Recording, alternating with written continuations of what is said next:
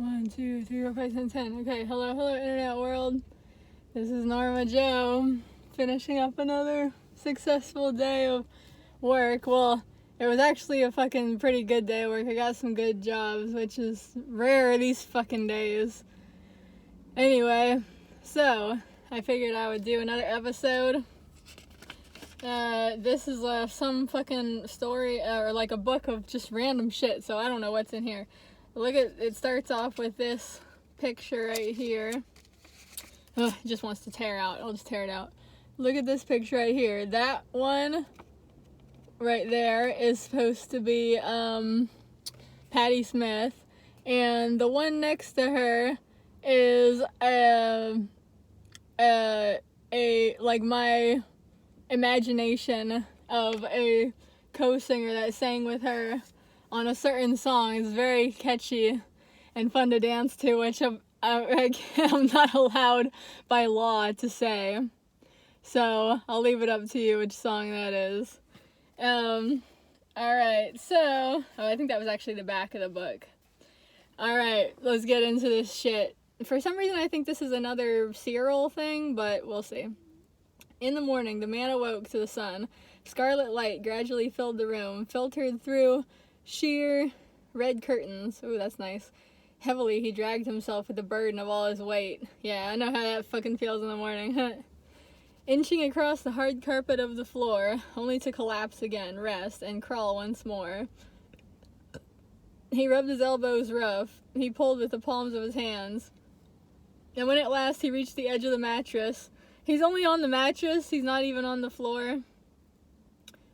Oh no, it said the hard carpet of the floor.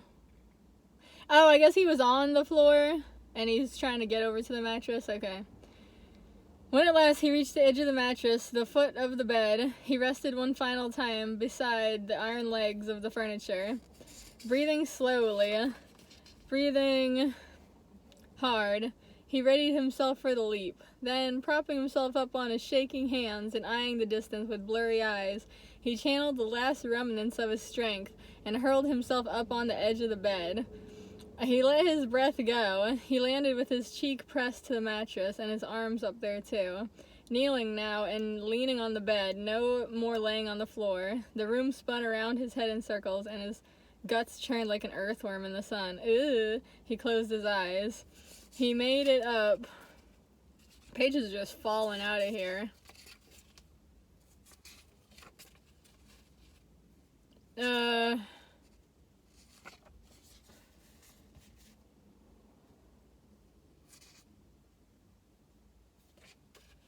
Alright, some party plans. Send an email a month in advance, then every week leading up, then the day before. Get emails of everyone who doesn't check work emails. Put on the event calendar. That could be a good idea, but it might annoy some people, you know. Let me see, what is here? Make lunch for tomorrow. Oh, this says 4/3/14. So almost fucking 7 years ago. Where does the time go, man? Let me see. 2014, that was a good ass year.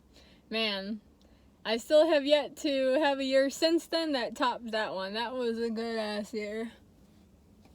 I enjoyed it very much. Okay.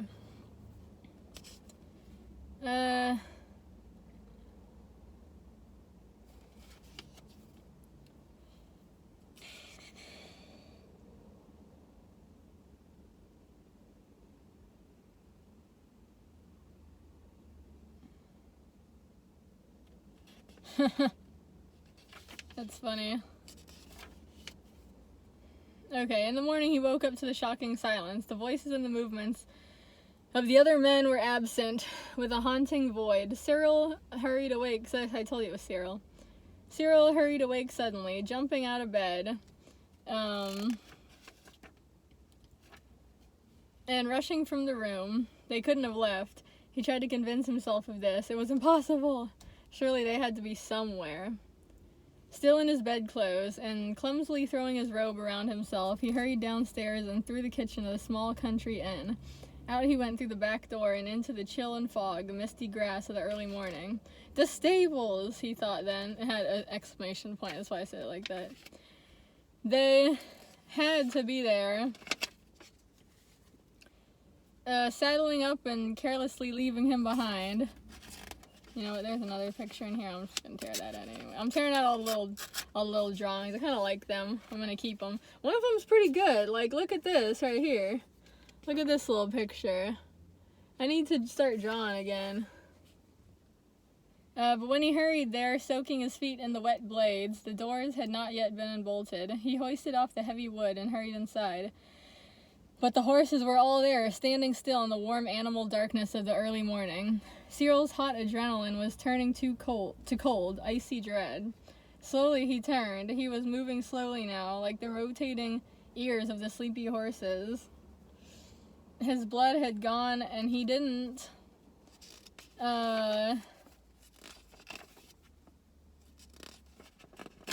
Look, here's a picture of This is apparently supposed to be Scarface. And I don't know how to draw guns. I don't know how to draw any machines, pretty much. I can only draw organic matter, and I can barely fucking do that. So, I don't know what kind of gun that's supposed to be. It looks like some shit that will be in Barbarella or something. But, yeah, that's Scarface right there. Trying to work with kids. It says, "Listen to me, all you little fuck brain fucking goddamn assholes." Oh, Scarface, so funny. Alright, April 19th, 2014. Sitting next to two ladies talking about their pregnancy food cravings. Hungry. Foods mentioned. Pickled spicy cauliflower. Pickled juice. What is it with the stereotype of pregnant ladies and pickles? I wonder if there's something to that. Reverse Rocky Road ice cream. Reverse Rocky Road? I don't know what the fuck that is. Shrimp and half a watermelon. They hate mint because they say it smells like puke. Indian food / box potatoes. Oh, that's it. Oh, here's Reverse Rocky Road. White chocolate ice cream, which, yeah, it has a little question mark next to it. I've never seen that in my life. Is vanilla okay? I don't know. Okay, white chocolate ice cream, chocolate chips, pecans, and then it says something else. I forgot. Is it marshmallows? You know, I don't know. Okay.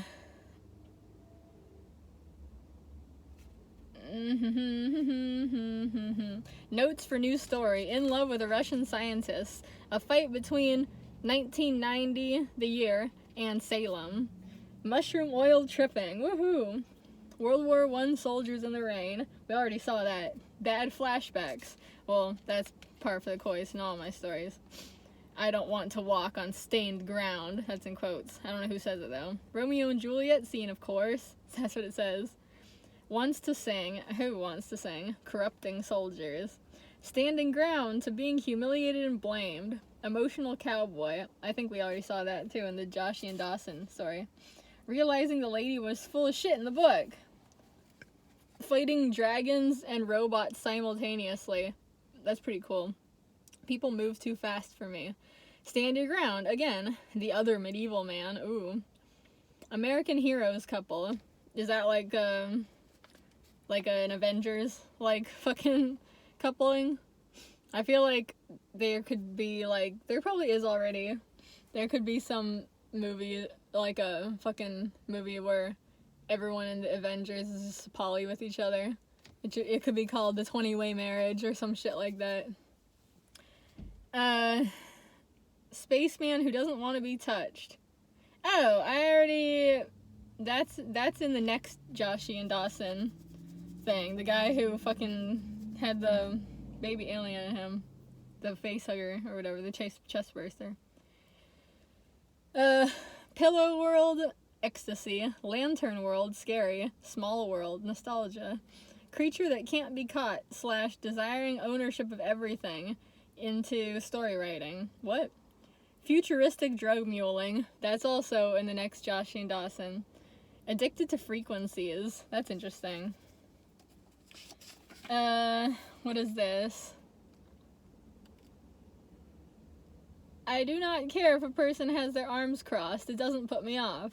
I do not like it when people try to look me in the eye, or if I'm sitting, crouch by me. Yeah, that's fucked up. That invades my privacy.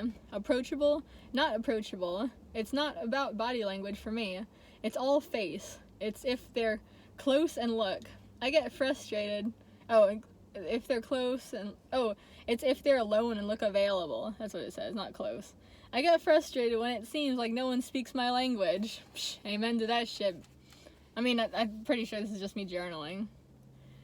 Know where it had gone. Maybe he didn't want to go back to the inn. That silent inn where all human life seemed to have vanished. He took his slow time, locking the stable doors once more and turning back. Now his flesh was as cold as the mist air outside, and his teeth chattered quietly from cold, though he was unaware. Gradually, Cyril returned to the indoors, and then upstairs to the room he and his vanished companions had occupied. Now it was all too silent, with the dark and eerie hollow where the teasing voices of men had been. He stood by the edge of the bed, facing the drawn curtains. The darkness of the room was murky and fuzzed with strands of light. Without a hurry this time, without a taste of haste, he undressed out of his bedclothes. He left them folded neatly on the pillow and made the bed. They belonged to the inn, after all, the night clothes. But somehow Cyril felt in his sinews that the innkeeper, too, was gone. This house had turned barren somehow overnight. All of it himself. It's like a Twilight Zone, that one where everyone disappears. It was so calm, so still. He washed his face and body in the basin. He dressed himself again, and he set out from there. Far into the woods, the rain began to pour down on Cyril. The sky was dark now, and above the heights of the trees, thunder and lightning raged with the hail. But down where he was drowned in the flood and shadows. A torrent of mud and rain gushed down on the man, the bushes and earth threatening to sweep him away with the debris if he didn't keep his legs grounded into waves. Thunder rocked the woods with a deadly lion's roar. Cyril's drenched clothing stuck to him like a second skin. I feel like I've used that so many times before. I might have even said that before on camera. His numb, spongy hands felt like the hands of a stranger as he paused exhaustedly at his face, trying to clear the dripping hair out of his eyes. Yeah, that shit's annoying, and when it's windy, too, you can't get out of your face. My soul for a shelter, he grumbled pitifully to himself as he tried to take refuge under a branchy tree. He leaned his back against the strong trunk, but the freezing storm still whipped upon him from above, through the burly reach of the leaves and boughs. Ugh, my soul for shelter, Cyril hissed under his breath. A sudden burst of lightning lit up the muddy blackness, and from across a path in the trees, Cyril suddenly glimpsed what could not be. Patches of eyes looking back at him. The light lingered in their eyes a moment after the flash, and then was gone again. It can't be, Cyril thought to himself. There can't be others out here. Yet in the next flash of lightning, he was proven wrong once more. Not only eyes, there were also heads and faces. Scared, waterlogged men wearing mud-covered olive huddled together in the bush. See, last time they were just going through the storm, like, in order. Now they're, like, all huddling. Cyril did not recognize their strange helmets. They were soldiers he had not yet seen in his lifetime. Once more they were plunged into darkness, and one more strobe-like flash of lightning illuminated the dense wood. Cyril saw, this time, the soldiers' heads all turn, as if hearing some barked commands of an officer that he himself was too deaf to hear. The next roar of thunder, and the next strobe of light, they were dashing away. They were darting one by one down some narrow path, hustling quick as hares. Wait for me, don't leave me here. Cyril wanted to scream at them, but the storm was weighing him down and drowning him out. He hardly had the breath in his lungs to make a sound. The ice water had him frozen, inside and out. Desperately, since he couldn't reach them by sound, he clambered with all his strength out of the mud, like tar. He turned and ran through the thick bush, stumbling clumsily, catching himself on tree trunks, stiff shrubs, everything coated in the stickiness of water. He tried and tried not to fall down on his hands and knees. The soldiers were out of view, and although he doubted he would ever catch up, he hurried after the path of those doughboys, further and further into the woods. I don't know why soldiers, like, I think specifically World War I soldiers are called doughboys. Like, I just don't fucking get it. Like, is that kind of like a you had to be there type of shit? Or, I don't know. I don't know where the name comes from. My soul for a shelter, he breathed out.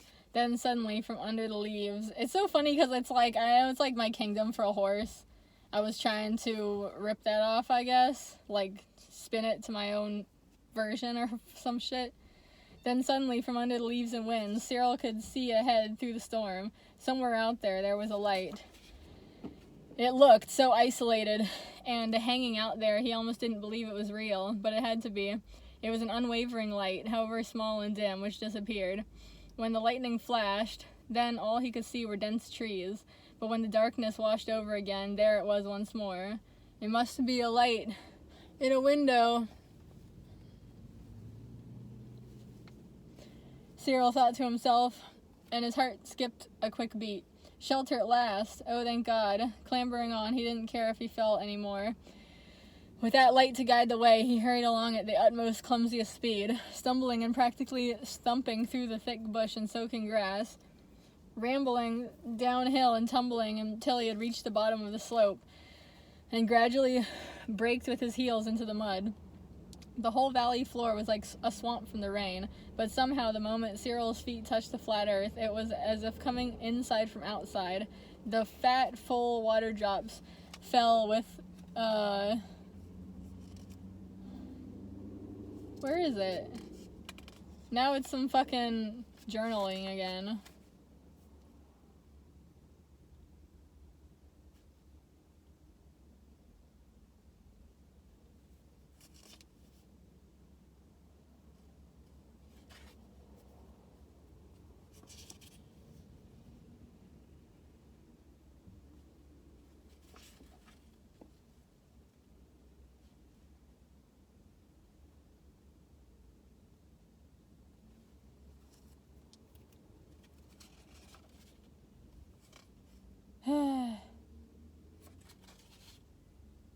Okay. A steady drum down on Cyril and the low, mud-puddled ground. No more howling wind. He had descended below it. The flashes of lightning seemed faint and behind him, and the thunder only murmured in the distance, becoming less and less frequent, until all that was left was the blackness and rain. Cyril looked out into the dark, scentless swamp again, and graciously he felt his shoulders relax. There it was, the candlelit window of the house. Now he could even see a dim outline of the building. It was true, not a mirage at all.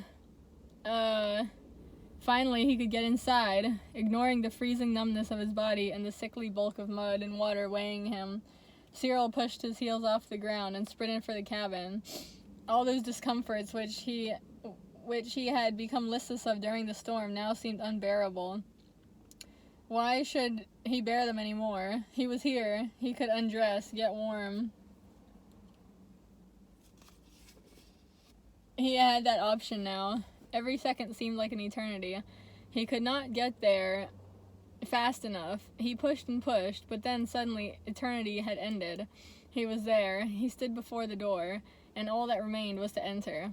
Cyril wandered inside, into blackness as his eyes adjusted, but like a deep blood red on a dark brown lush of a patterned rug, details began to emerge slowly, and as the details came to his eyes, his body was weakening. He didn't notice it at first, not until he realized. His vision was all hazy. It wasn't just the darkness. His muscles were fatigued, his strength completely gone. The strength completely gone out of them. And his head felt so heavy and weary. He let it drop and let his eyes point to the ground. That's when he noticed the movement of his legs, delayed like walking in molasses, so slow. Raising his head once more, he took notice of where he was. It was a large parlor hall, larger than what seemed possible by the sight of the cabin outside. 2 animals stood in the middle of the parlor before him, and his flesh jumped with fear. They were stuffed, mounted, but somehow not lifeless. Not quite. The bear and coyote stared back at him. The veil of sleep came over Cyril, as if the breath was stolen right out of his mouth. He stood wavering on his feet, blinking a few times, fighting the invitation to sleep. His eyelids were too heavy. There were 1,000 pounds of sand on each one, and on his head, shoulders, back, and legs. His dark eyes closed at last, and he collapsed down onto the ground. I'm almost at 20 minutes. Okay, I'll just stop here. That's kind of cool.